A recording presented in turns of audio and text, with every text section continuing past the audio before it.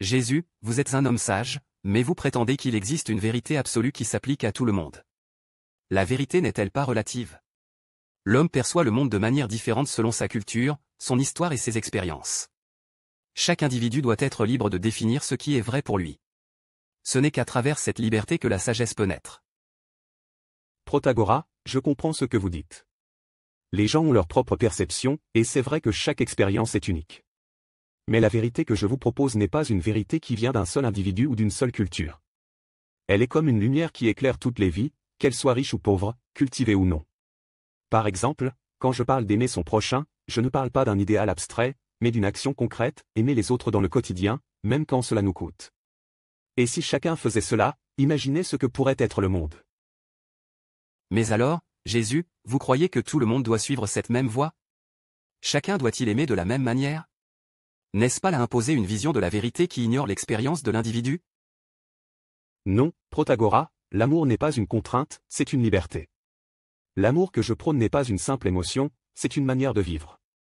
Quand quelqu'un est dans la souffrance, ne voyez-vous pas que l'on peut lui tendre la main, peu importe qui il est ou d'où il vient? Il ne s'agit pas de dire « ceci est vrai pour moi » ou « cela est vrai pour toi », il s'agit d'agir avec une bonté qui ne dépend pas de la personne que l'on rencontre, mais d'une vérité qui nous lie tous.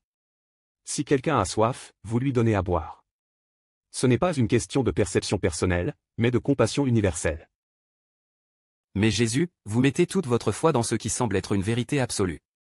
Si l'homme est vraiment libre de définir sa vérité, n'est-ce pas lui qui doit décider de ce qu'est l'amour, ou la bonté, selon sa propre expérience? Oui, l'homme est libre, et c'est là toute la beauté de la vie. Mais cette liberté, sans guide, sans principe, mène souvent à la confusion et à la division. Quand un enfant se perd dans une ville, il a besoin d'une boussole pour retrouver son chemin. La vérité que je vous propose est cette boussole, une manière de vivre qui aide à comprendre ce qui est bon et juste, même dans les moments difficiles.